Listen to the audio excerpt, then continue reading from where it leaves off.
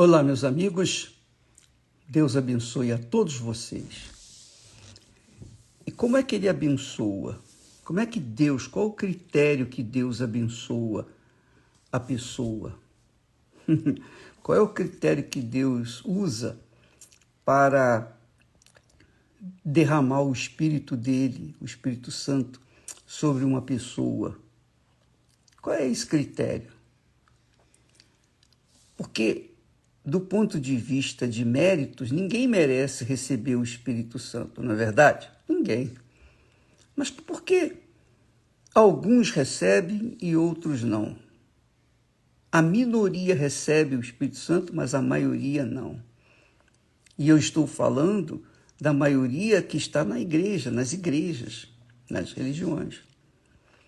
Então, por que somente a minoria tem recebido o Espírito Santo? Qual é o critério que Deus usa para atender a oração daqueles que querem a plenitude do Senhor Jesus, que é a sua alegria completa, que é o Espírito Santo?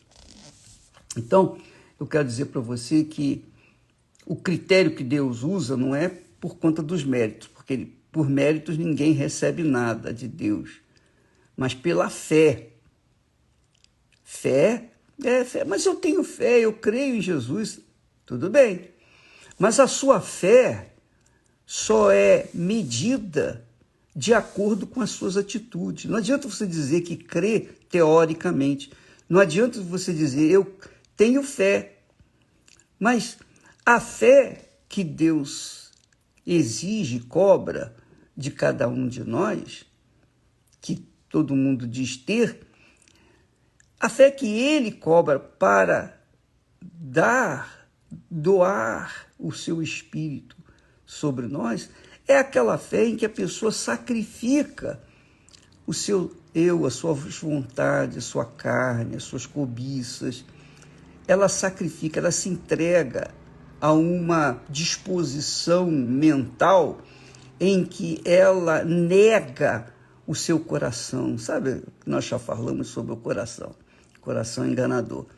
Então, quando uma pessoa se esforça, ele vê que a pessoa está se esforçando, não só no jejum, porque também não adianta você fazer jejum e viver no pecado. Não vai adiantar nada.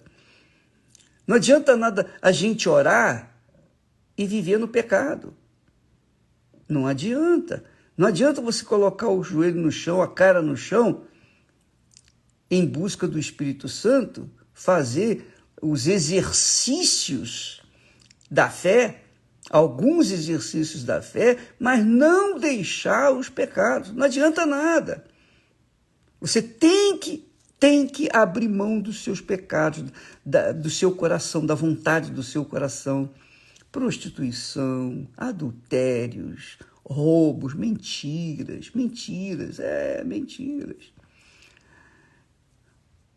Corrupção, tudo que não presta você tem que abandonar. E cada um sabe de si, é ou não é? Tem pessoas, tem cristãos que não adulteram, mas mentem. Tem outros que não mentem, mas adulteram. Tem outros que nem adulteram, nem mentem, mas têm os olhos adúlteros, quer dizer, os olhos cobiçosos, adúlteros, desejosos de tomar posse daquilo outro, daquela pessoa, né? A cobiça dos olhos, que é os olhos de adultério que o apóstolo Pedro fala. Então, às vezes, a pessoa ela nem está praticando o adultério, mas ela está olhando com os olhos de adultério, então ela já está pecando. Então, você veja que nós mostramos aí, nós temos mostrado através da novela Gênesis, que Deus, para dar vitória a Israel e chegar à terra prometida, para passar pelo rio Jordão a pé enxuto, Deus primeiro disse, vocês têm que se santificar. que é santificar? Bom, se você tem mágoa do seu irmão, então pede perdão a ele. Não é só seu irmão, irmão de carne, não, biológico, não, é qualquer pessoa. Você está em falta com alguém, resolva esse problema com esse alguém. Jesus fala sobre isso, não traga sua oferta no altar sem antes resolver o seu problema de mágoa do coração com o seu irmão. Então, você quer o Espírito Santo, mas não quer santificar. Você até sacrifica jejuns, mas não sacrifica a carne, o desejo, a cobiça, o coração. Se sacrifica parte de você, mas não sacrifica o seu íntimo, o seu interior, a sua inteira vida, o seu ser por inteiro. Então, não tem negócio, não tem Espírito Santo. Porque, imagine você quer casar, ou você já casou, e você casou e está infeliz, ou você quer casar e quer ser feliz. Ora, você, para ser feliz, você tem que, obviamente, confiar na pessoa que você vai casar e vice-versa. E você tem que sacrificar por ela e ela por você.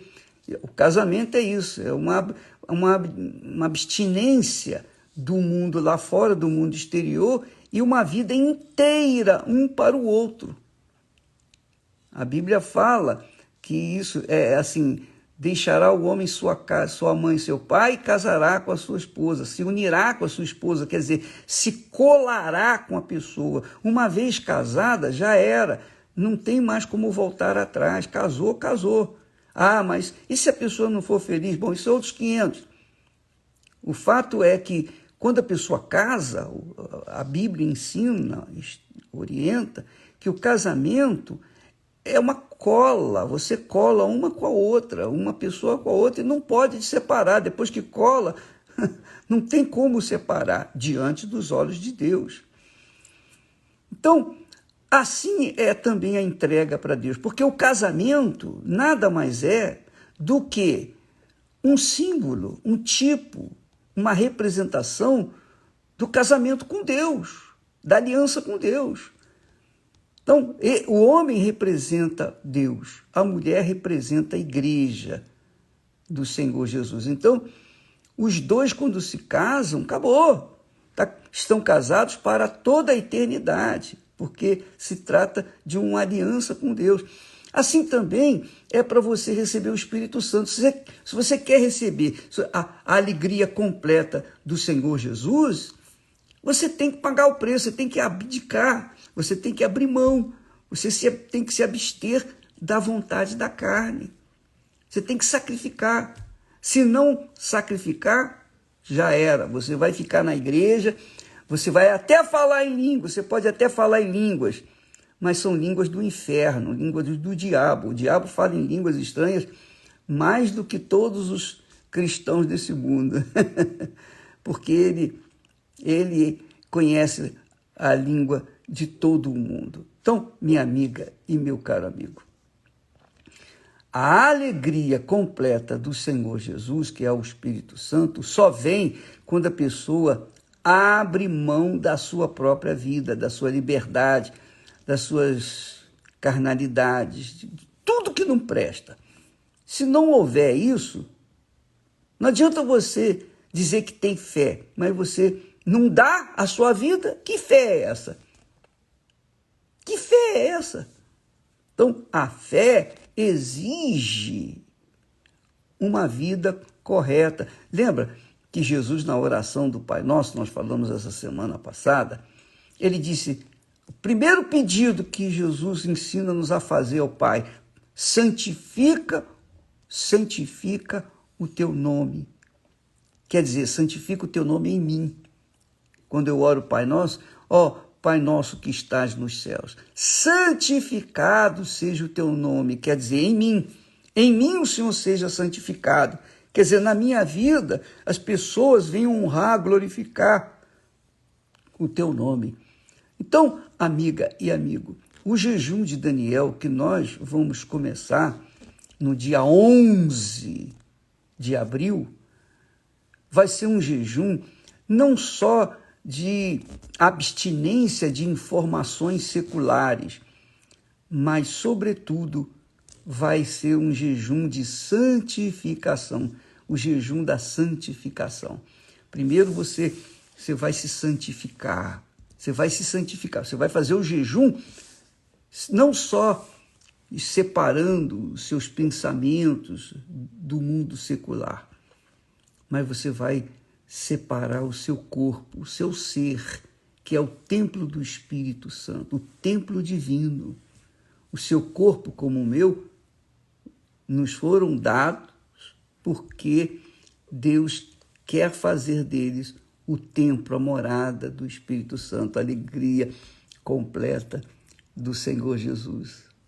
Por isso que Jesus disse: estando eu com eles no mundo, meu Pai, eu os guardava em teu nome. Tenho guardado, olha só, Jesus diz, tenho guardado aqueles que tu me deste.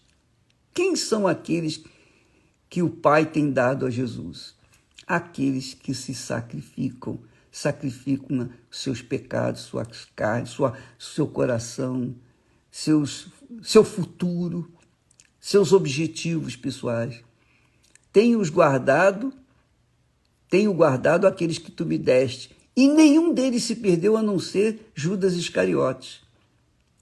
Mas agora, meu Pai, eu vou para junto de ti. Digo isto no mundo para que eles, aqueles que tu me deste, tenham a minha alegria completa em si mesmo. Quer dizer, a plenitude da alegria do Senhor Jesus dentro de um corpo saudável, são, um corpo limpo, puro, purificado da má consciência, de qualquer tipo de pecado. Esse é o que faz-se merecer para receber o Espírito Santo. Prepare-se, minha amiga, vai coordenando nos seus pensamentos o que você vai deixar de fazer que você tem feito que é errado, você sabe. Nem eu preciso apontar aqui, ninguém precisa apontar, porque o próprio Espírito Santo convence a gente dos nossos pecados. Deus abençoe e até amanhã, em nome do Senhor Jesus. Amém.